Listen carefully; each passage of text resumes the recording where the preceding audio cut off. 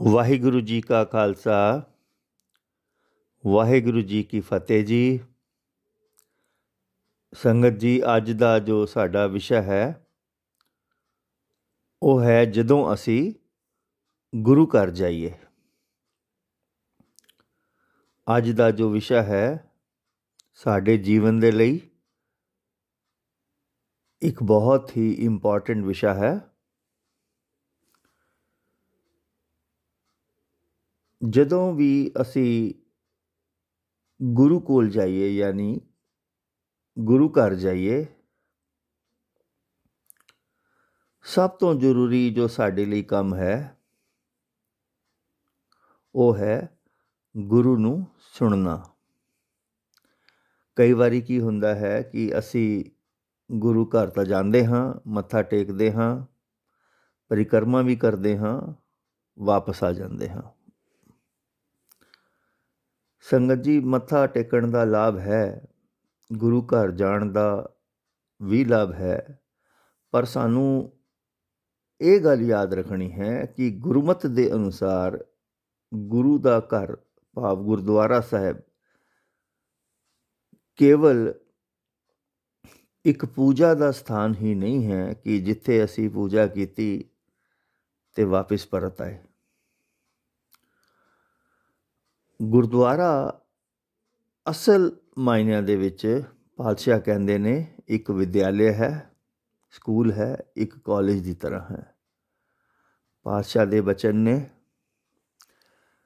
ਸਤ ਸੰਗਤ ਸਤਿਗੁਰ ਚਟਸਾਲ ਹੈ, ਜਿਤ ਹਰ ਗੁਣ ਸਿੱਖਾਂ। ਚਟਸਾਲ ਇਹ ਇੱਕ ਬਹੁਤ ਪੁਰਾਣਾ ਸ਼ਬਦ ਹੈ। ਇਸ ਤੋਂ ਬਾਅਦ ਇੱਕ ਸ਼ਬਦ ਆਇਆ ਪਾਠਸ਼ਾਲਾ, ਤੇ ਪਾਠਸ਼ਾਲਾ ਤੋਂ ਬਾਅਦ ਇੱਕ ਸ਼ਬਦ ਆ ਗਿਆ ਸਕੂਲ। ਸੋ ਸਕੂਲ, ਪਾਠਸ਼ਾਲਾ ਅਤੇ ਚਟਸਾਲ ਦਾ ਇੱਕੋ ਹੀ ਅਰਥ ਹੈ। ਚਟਸਾਲ ਦਾ ਅਰਥ ਹੈ ਜਿੱਥੇ ਚਾਟੜੇ ਭਾਵ ਵਿਦਿਆਰਥੀ ਜਾਂ ਸਟੂਡੈਂਟ ਬੈਠ ਕੇ ਪੜ੍ਹਦੇ ਨੇ। ਪਾਤਸ਼ਾਹ ਦੱਸਦੇ ਨੇ ਕਿ ਜੋ ਸਤ ਸੰਗਤ ਹੈ ਭਾਵ ਜੋ ਗੁਰਦੁਆਰਾ ਸਾਹਿਬ ਹੈ ਉਹ ਇੱਕ ਸਕੂਲ ਹੈ, ਸਤਿਗੁਰੂ ਦਾ ਸਕੂਲ। ਸਤ ਸੰਗਤ ਸਤਿਗੁਰ ਚਟਸਾਲ ਹੈ, ਜਿਤ ਹਰ ਗੁਣ ਸਿੱਖਾਂ। ਇੱਥੇ ਆ ਕੇ ਸਿੱਖਿਆ ਜਾਂਦਾ ਹੈ ਕਿ ਜੀਵਨ ਨੂੰ ਸਹੀ ਢੰਗ ਦੇ ਨਾਲ ਕਿਵੇਂ ਜੀਵਿਆ ਜਾਏ, ਜੀਵਨ ਨੂੰ ਖੁਸ਼ਨੁਮਾ ਕਿਵੇਂ ਬਣਾਇਆ ਜਾਏ। ਉਹ ਕਿਹੜਾ ਢੰਗ ਹੈ, ਕਿਹੜਾ ਤਰੀਕਾ ਹੈ, ਕਿਹੜੀ ਵਿਧੀ ਹੈ ਜਿਸ ਨੂੰ ਅਪਣਾ ਕੇ ਅਸੀਂ ਹਲਤ ਸੁਖ ਅਤੇ ਪਲਤ ਸੁਖ ਬਣਾ ਸਕਦੇ ਹਾਂ। ਜੇਕਰ ਹੁਣ ਕੋਈ ਵਿਦਿਆਰਥੀ ਆਪਣੇ ਟੀਚਰ ਨੂੰ ਸੁਣਦਾ ਹੀ ਨਹੀਂ, ਕਿ ਸਾਨੂੰ ਲੱਗਦਾ ਹੈ ਕਿ ਉਹ ਸਫਲ ਹੋ ਸਕਦਾ ਹੈ, ਕਦੇ ਨਹੀਂ ਹੋ ਸਕਦਾ। ਯਾਨੀ ਸਭ ਤੋਂ ਪਹਿਲਾਂ ਕੰਮ ਹੈ ਗੁਰੂ ਨੂੰ ਸੁਣਨਾ। ਜਦੋਂ ਵੀ ਅਸੀਂ ਗੁਰਦੁਆਰਾ ਸਾਹਿਬ ਆਵੀਏ, ਕੁਛ ਵਕਤ ਅਸੀਂ ਗੁਰੂ ਨੂੰ ਜ਼ਰੂਰ ਸੁਣੀਏ। ਦੂਜਾ ਜੋ ਇਸ ਤੋਂ ਵੀ ਜ਼ਰੂਰੀ ਕੰਮ ਹੈ ਉਹ ਹੈ ਜੋ ਸੁਣਿਆ ਹੈ ਉਸ ਨੂੰ ਸਮਝਣਾ, ਭਾਵ ਅਸੀਂ ਜੋ ਵੀ ਸੁਣਿਆ ਹੈ ਉਸ ਨੂੰ ਸਮਝਣ ਦਾ ਯਤਨ ਕਰੀਏ, ਕਿਉਂਕਿ ਸਮਝਣ ਤੋਂ ਬਿਨਾਂ ਕੋਈ ਵੀ ਫਾਇਦਾ ਨਹੀਂ ਹੈ। ਜਿਹੜੀ ਸਮਝੀ ਹੋਈ ਗੱਲ ਹੈ ਉਸ ਨੂੰ ਹੀ ਕਮਾਇਆ ਜਾ ਸਕਦਾ ਹੈ। ਜਿਹੜੀ ਗੱਲ ਸਾਡੇ ਸਮਝ ਵਿੱਚ ਹੀ ਨਹੀਂ ਪਈ, ਸਾਡੇ ਜੀਵਨ ਵਿੱਚ ਕਿਵੇਂ ਉਤਰੇਗੀ।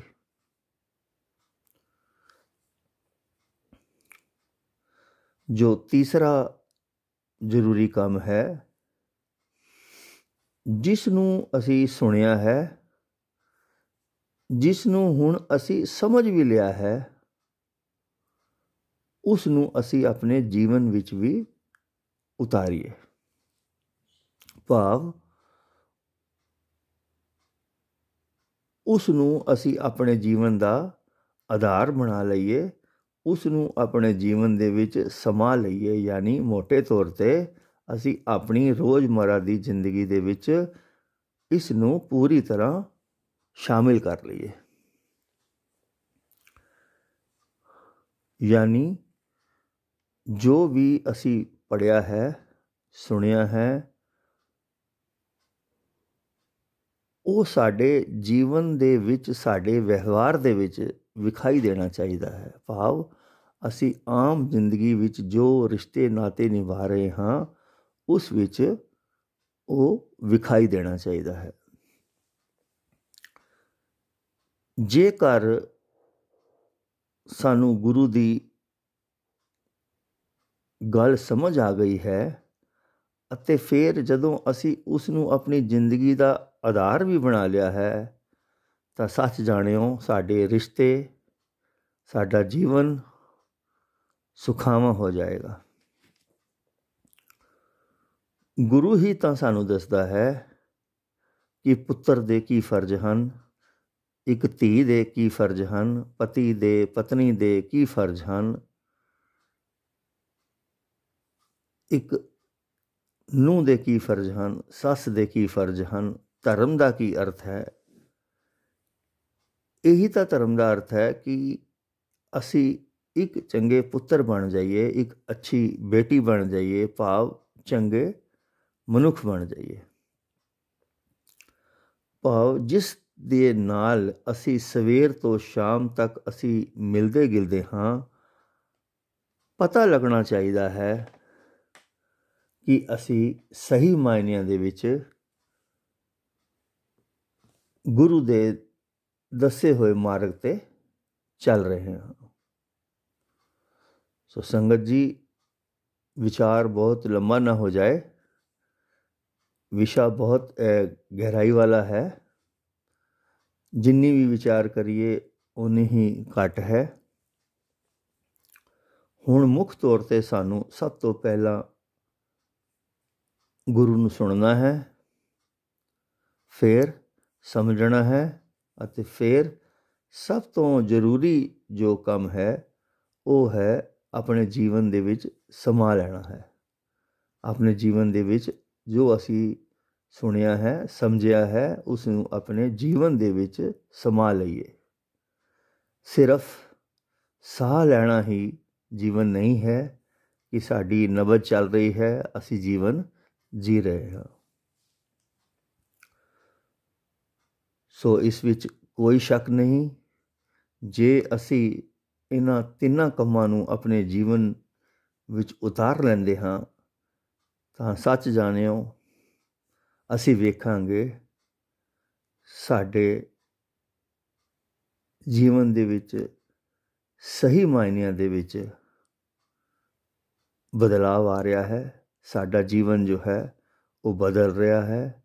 ਸਾਡੀ ਮੈਲ ਜੋ ਹੈ ਮਨ ਦੀ ਉਤਰ ਰਹੀ ਹੈ। ਵਿਕਾਰ ਜਿਹੜੇ ਨੇ ਉਹ ਦੂਰ ਹੋ ਰਹੇ ਨੇ। ਹੋਈਆਂ ਭੁੱਲਾਂ ਨੂੰ ਮਾਫ਼ ਕਰਨਾ ਜੀ। ਵਾਹਿਗੁਰੂ ਜੀ ਕਾ ਖਾਲਸਾ, ਵਾਹਿਗੁਰੂ ਜੀ ਕੀ ਫਤਿਹ ਜੀ।